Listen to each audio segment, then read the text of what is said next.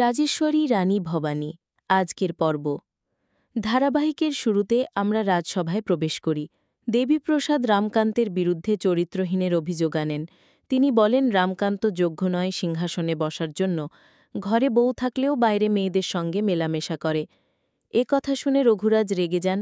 প্রমাণ ছাড়া কেউ কথা বলতে পারে না। রামকান্তও নিজেকে নির্দোষ দাবি করেন। দেবীপ্রসাদ তখন প্রমাণ হিসেবে প্রহরীকে পর্দা সরাতে বলেন। পর্দা সরানোর সঙ্গে সঙ্গে রাজসভায় কিছু মেয়ে দেখা যায়, যার মধ্যে পুটি ছিল। রামকান্ত ও ভবানী অবাক হন, মনে মনে ভাবেন পুটি এখানে কি করছে। দেবীপ্রসাদ রামকান্তকে সরাসরি জিজ্ঞেস করেন, তুমি এই মেয়েটাকে চেনো? কেন তাকে আলাদা বাড়িতে রেখেছ? রঘুরাজও প্রশ্ন তোলেন। রামকান্ত বলেন, আপনি এতদিন আমাকে বিশ্বাস করেছেন, আজ সামান্য কথায় অবিশ্বাস জন্মেছে? ভবানী সবকিছু পরিষ্কার করে জানান, আমি এই মেয়েকে চিনি, সে যুবরাজের দায়িত্ব পালন করেছে, তার কোনো দোষ নেই। রাজসভায় প্রজারা বিভিন্ন প্রতিক্রিয়া দেখান।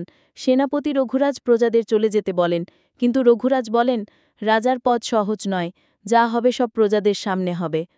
পরে আবার রামকান্তকে প্রশ্ন করা হয় কেন পুটির জন্য আলাদা ব্যবস্থা করেছেন। ভবানী সবাইকে জানেন, যুবরাজ আমাকে সব কিছু জানিয়েছে। পুটি দিদির সঙ্গে তার ছোটবেলায় বিয়ে ঠিক ছিল, অতীত বিষয়গুলো এখন প্রাসঙ্গিক নয়। পুটি মনে মনে বলে, কান্ত দাদা, তোমার বউ সবাইকে সত্যিটা বলে দিল? রামকান্তের মা এসে বলেন, আমি সব শুনেছি, কিন্তু কিছু বলবো না। রাজরানী হওয়া সহজ নয়। আজ শুধু রামকান্তের পরীক্ষা নয়, ভবানীরও পরীক্ষা হবে।